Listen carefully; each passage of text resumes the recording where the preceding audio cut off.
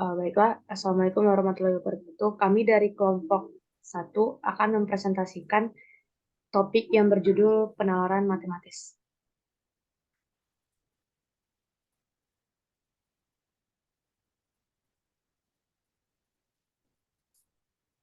Jadi di era dengan jumlah publikasi ilmiah yang semakin meningkat ini, artikel review dan artikel ulasan yang berkala itu harus ditulis untuk meringkas detail penting dari karya penelitian terbaru dan menghubungkannya dengan penelitian sebelumnya yang dilakukan pada topik serupa.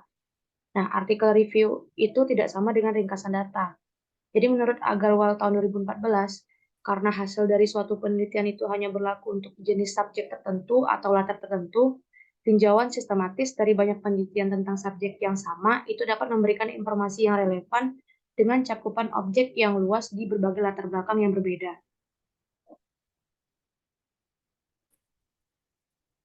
Next. Namun menurut Keshaf tahun 2007, membaca sebuah artikel atau literatur ilmiah itu bukan hal yang sederhana. Diperlukan strategi khusus untuk dapat memahami secara menyeluruh konten dari artikel ilmiah tersebut.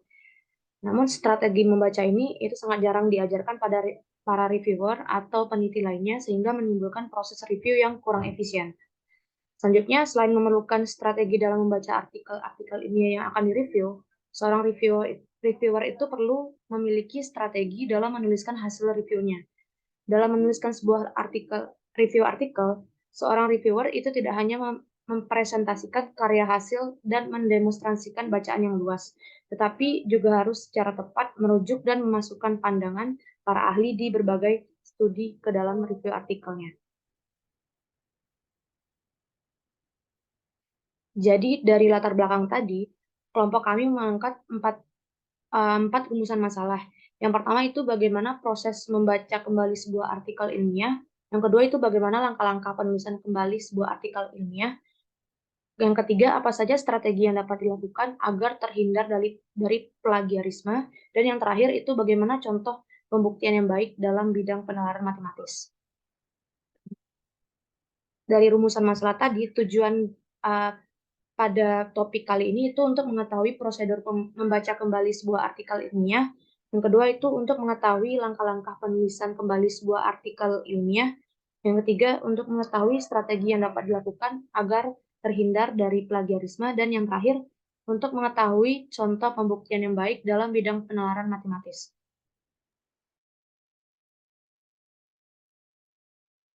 Selanjutnya adalah tinjauan pustaka. Pada tinjauan pustaka ini kami mengambil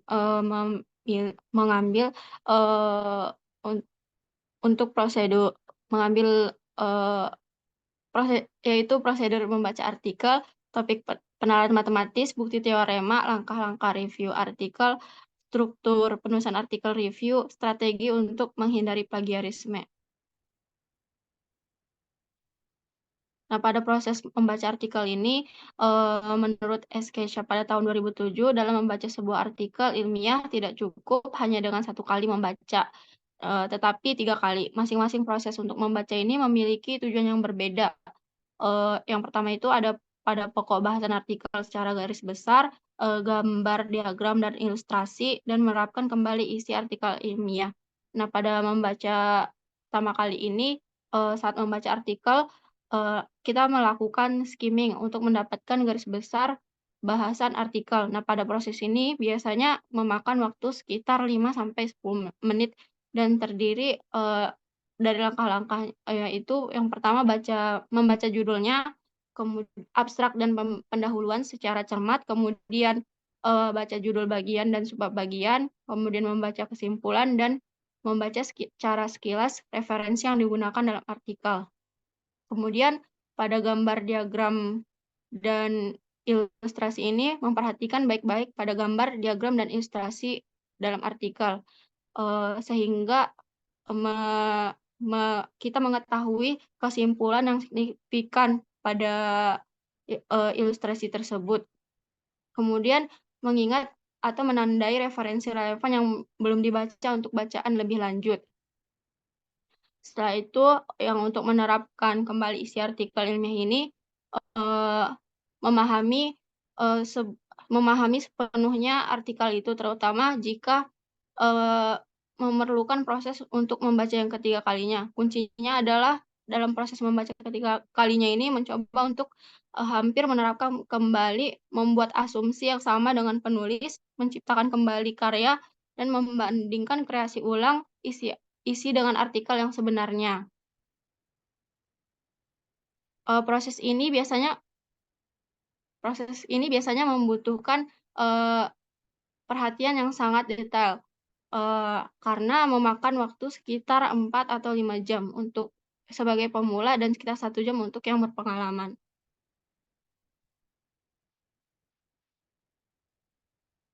Kemudian topik penalaran matematis. Topik penalaran matematis ini merujuk pada berbagai topik dalam matematika yang melibatkan proses penalaran atau pemikiran logis untuk memecahkan masalah matematika. Penalaran matematis adalah proses logis untuk memecahkan masalah matematika dengan menggunakan fakta-fakta, definisi, dan teorema matematika. Proses ini melibatkan pemikiran kritis, deduksi, induksi, dan generalisasi yang merupakan bagian penting dari studi matematika. Pada matematika penalaran ini terbagi menjadi beberapa cabang, yaitu aritmatika, geometri, trigonometri, dan aljabar. Kemudian ada juga analisis.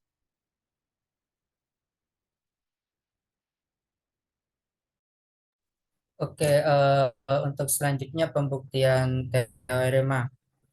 Nah, dalam pembuktian teorema itu terdapat langkah-langkahnya. Jadi yang pertama itu kita nentuin dulu nih premisnya apa. Premis itu pernyataan yang dianggap benar. Nah, dari pernyataan yang dianggap benar itu baru kita nerapin definisi, terus apa lema, terus teorema-teorema lain yang mungkin menjadi pendukung gitu buat ngebuktiin teoremanya itu. Nah, terbukti nih, setelah terbukti baru diambil kesimpulannya, oh ini terbukti atau nggak terbukti gitu. Nah, di contoh ini kan ada teorema nih, misalkan M adalah bilangan bulat dan sampai akhir tuh. Nah, di sini diambil nih premisnya apa? Misalkan M adalah bilangan bulat positif dengan A-nya itu A sama dengan B mod M dan C-nya itu sembarang bilangan bulat. Nah, itu premisnya. Kemudian dari premis itu kita buat nih apa pembuktiannya kayak gimana? Pakailah definisi atau eh, teorema atau lema yang lain yang mendukung buat ngebuktiin itu sampai ketemu tuh. Jadi ketemu kan di sini kan maka AC sama dengan BC mod M gitu kan. Nah, di sini terbukti nih sampai ketemu AC sama dengan BC mod M gitu. Kemudian untuk yang selanjutnya itu langkah-langkah penulisan review artikel atau artikel review. Yang pertama itu menentukan topiknya.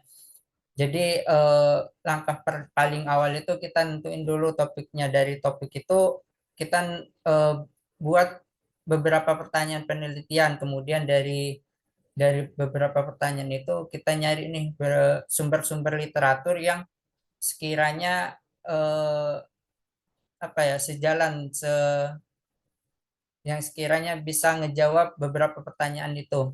Kemudian yang ketiga itu dari sumber-sumber literatur yang didapat kita baca nih, kemudian dievaluasi sumber literaturnya eh, dan membuat catatan penting saat melakukan reviewnya. Kemudian yang keempat itu menyiapkan garis besar untuk menemukan judul yang tepat. Nah, dari topik tadi, dari pertanyaan-pertanyaannya, kita ngambil satu judul yang sekiranya itu mewakili pertanyaan-pertanyaan itu. Kemudian yang kelima itu menyiapkan tabel, peta konsep, dan gambar jika dibutuhkan. Kemudian membuat draft metode yang digunakan, draft pembahasan, draft kesimpulan, draft pengantar. Nah, setelah membuat draft-draft tadi, selanjutnya itu menyusun abstrak-abstrak ini ringkasan penelitiannya mulai dari awal, jadi dari pendahuluan sampai didapatkan kesimpulan. Kemudian yang ke-8 itu mencantumkan kutipan dan referensi dari sumber-sumber tadi yang dipakai di penelitiannya itu harus dicantumin kutipannya dan referensinya dimasukin di paling akhir. Kemudian yang 9 itu menyesuaikan tata letak atau struktur dalam penulisan review artikel. Nah, untuk struktur penulisan artikel review itu menurut si Mayer 2009 itu yang pertama itu ada judul-judul itu biasanya bagian paling atas dalam sebuah artikel. Nah, biasanya ditulis secara jelas di situ. Dari judul kemudian ada abstrak. Abstrak ini ringkasan penelitiannya. Jadi di situ udah termasuk apa? Ada topiknya, ide topiknya, kemudian ada tujuannya, ada batasan masalahnya, ada metodenya, sampai hasil dan kesimpulannya sampai hasil aja di situ. Kemudian pendahuluan ini ada latar belakang masalahnya sama tujuan penelitiannya. Kemudian ada isi-isi ini meliputi tinjauan pustaka yang isinya eh, penelitian terdahulu yang dijadiin sumber literatur yang apa yang digunakan di penelitian ini, di penelitian yang dilakukan. Kemudian ada metodenya, metode lagi itu metode yang dipakai, kemudian ada pembahasan dan hasil yang isinya itu bahasan dari masalah-masalah yang sudah ditentukan, pertanyaan-pertanyaannya itu dibahas di pembahasan dan hasil. Kemudian ada kesimpulan. Kesimpulan ini menjawab rumusan masalahnya tadi yang sudah ditentukan. Kemudian yang terakhir ada referensi. Referensi ini ya daftar pustaka-pustaka yang dipakai pada penelitian, daftar referensinya. Kemudian dari penulisan artikel itu kita ada apa istilah plagiarisme. Gimana cara menghindari plagiarisme? Jadi kita masuk ke strategi menghindari plagiarisme. Yang pertama itu merencanakan ke depan tentang tugas penelitian dan mengatur waktu dengan baik agar tercukupnya waktu dalam menyusun review artikel.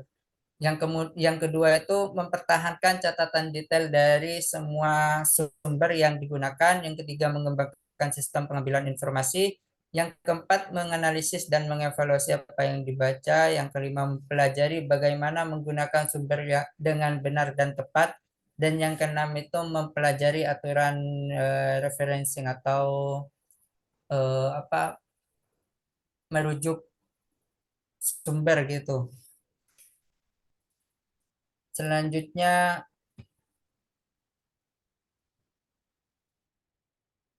Selanjutnya yaitu kesimpulan. Pertama, proses membaca sebuah artikel ilmiah terbagi atas 3 proses membaca dengan tujuan yang berbeda. Nah, pada proses membaca yang pertama, review berfokus pada pokok bahasan artikel secara garis besar.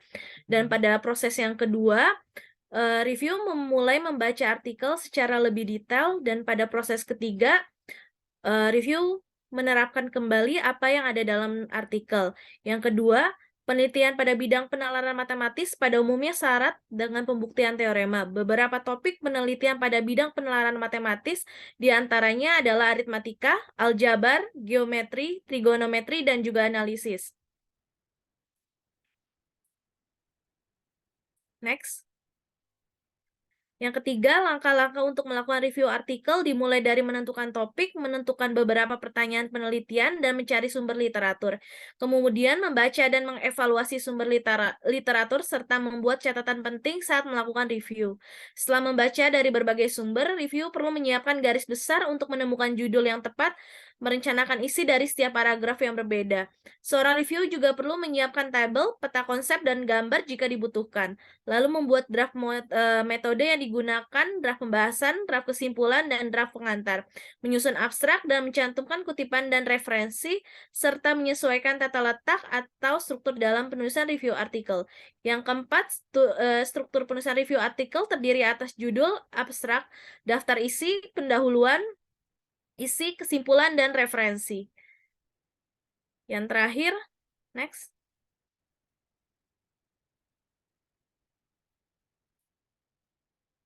Next. Terdapat beberapa strategi yang digunakan terhindar dari plagiarisme, yaitu pertama, merencanakan ke depan tentang tugas penelitian dan mengatur waktu dengan baik agar tercukupnya waktu dalam menyusun review artikel. Yang kedua, mempertahankan catatan detail dari semua sumber yang digunakan. Yang ketiga, mengembangkan sistem pengambilan informasi. Keempat, menganalisis dan mengevaluasi apa yang dibaca. Yang kelima, mempelajari bagaimana menggunakan sumber dengan benar dan tepat. Keenam, mempelajari aturan referencing. Baiklah, sekian presentasi dari kelompok kami. Kami akhiri. Wassalamualaikum warahmatullahi wabarakatuh.